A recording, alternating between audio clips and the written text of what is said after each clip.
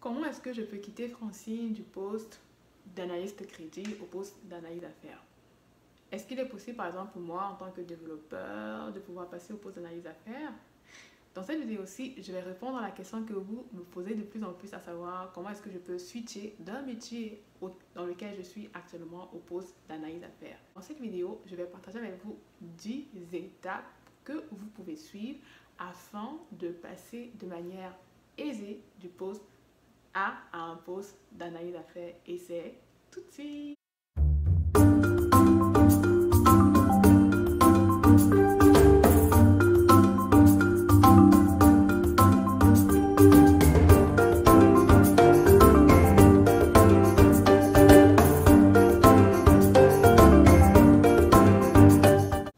Bonjour à tous, bienvenue dans cette nouvelle vidéo. C'est toujours un plaisir et un privilège pour moi de pouvoir vous avoir afin de discuter d'un sujet autour de la carrière professionnelle. Aujourd'hui, on va voir ensemble quelles sont les 10 étapes que vous devez effectuer afin de quitter d'un poste A à un poste d'analyse d'affaires. Mais avant de commencer, je vous invite à faire deux choses. Si vous êtes nouveau sur cette chaîne, sachez que je partage du contenu de qualité autour de la carrière professionnelle. Je parle du personal branding, je parle du mindset, je parle de LinkedIn et également de toutes les certifications et les formations nécessaires pour pouvoir booster sa carrière professionnelle. Et la deuxième chose, je vous invite vraiment à pouvoir cliquer sur le bouton de notification afin de ne manquer aucune de mes nouvelles vidéos.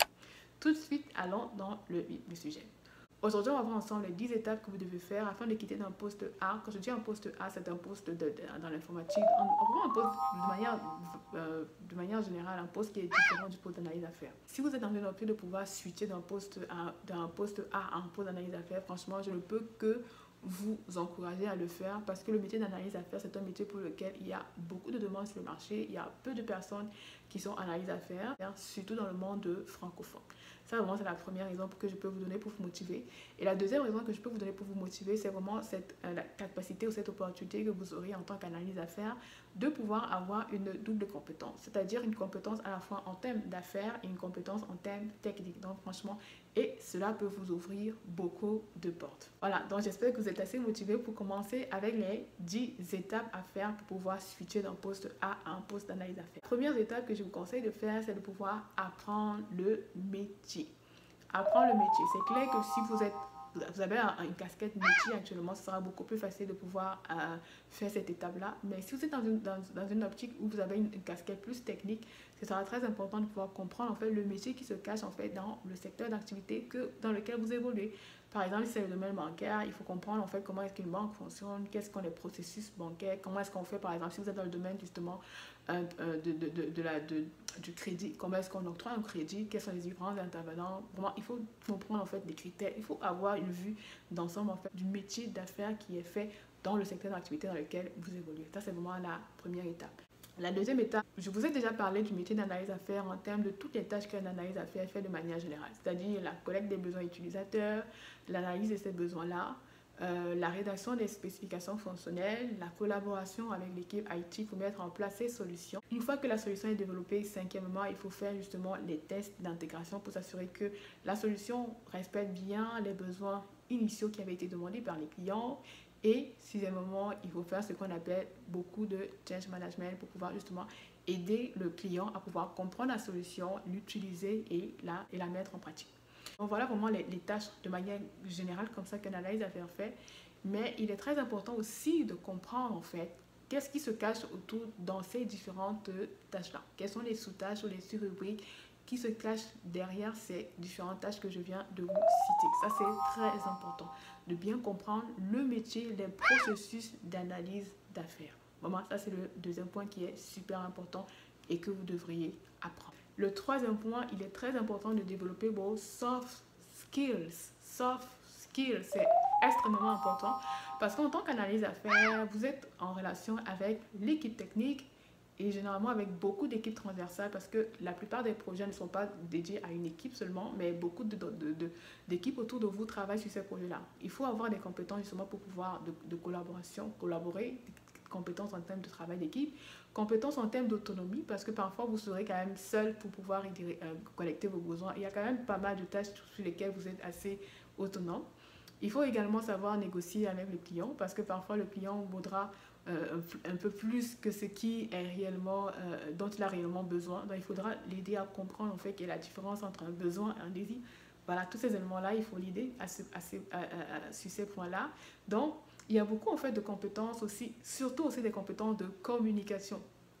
Compétences de communication dans le sens où, en tant qu'analyse d'affaires, vous êtes vraiment à cheval entre le client qui a vraiment une vue métier et les développeurs qui ont une vue beaucoup plus technique. Ça veut dire qu'il va falloir pouvoir communiquer avec les personnes affaires, avec un langage affaires, et avec les personnes techniques, avec un langage technique. Il faut vraiment pouvoir être bilingue, capacité de pouvoir parler deux langages à la fois. Donc, c'est très important.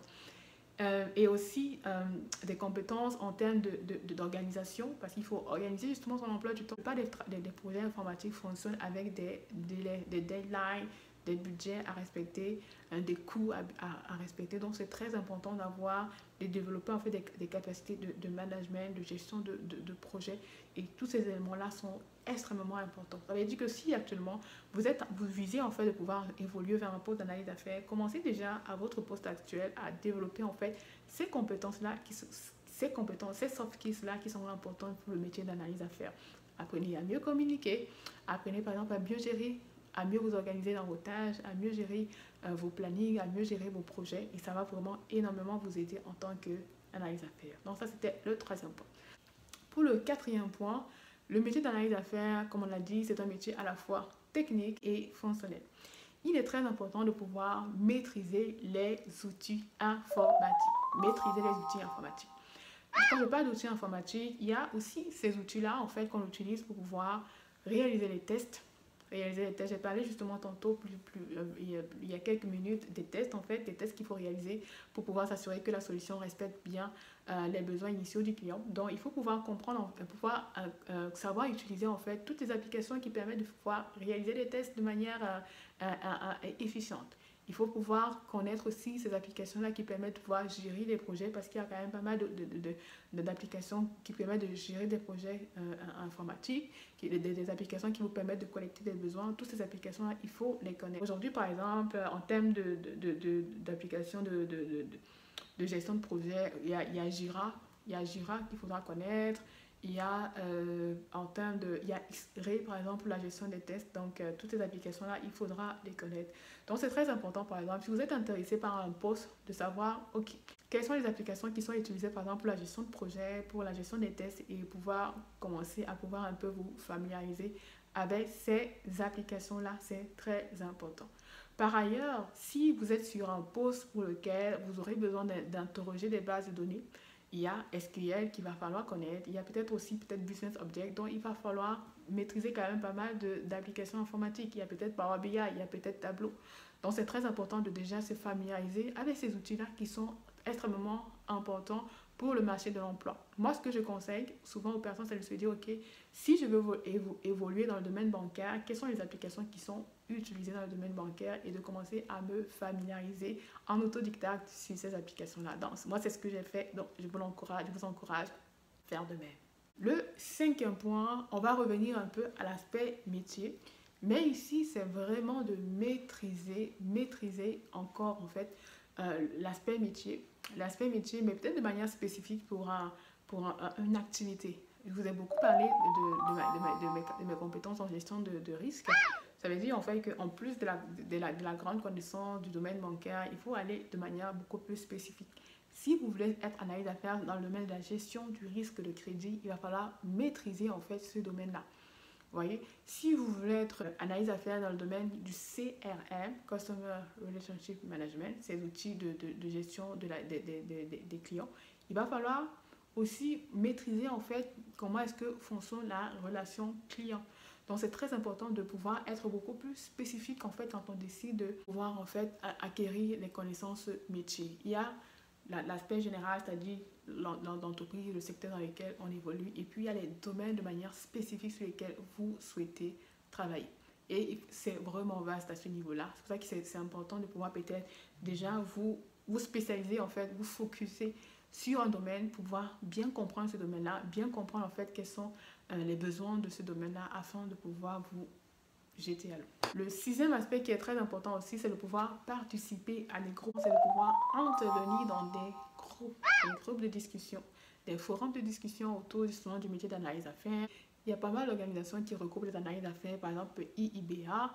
Donc vraiment essayer de pouvoir aller dans ces groupes-là, interagir avec d'autres analyses d'affaires pour pouvoir être au courant de ce qui se passe dans ce métier-là, au courant des évolutions, pouvoir faire une sorte de veille, mais aussi ça va vous aider à vous ouvrir à des opportunités professionnelles. Sixièmement, intégrez-vous à des organisations professionnelles autour du métier d'analyse d'affaires. Le septième point que je pourrais dire, c'est de pouvoir vous intéresser à ces métiers-là qui sont autour du métier d'analyse d'affaires, qui ne sont pas encore le métier d'analyse d'affaires, mais qui sont autour du métier, mais qui peuvent vous aider à faire le saut de manière progressive. Vous pouvez décider par exemple de commencer en tant qu'analyste fonctionnel.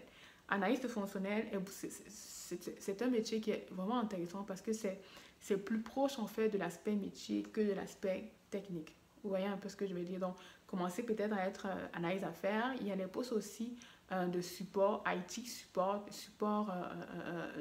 informatique qui peuvent être pas mal intéressants, support sur des applications informatiques qui peuvent être pas mal intéressants.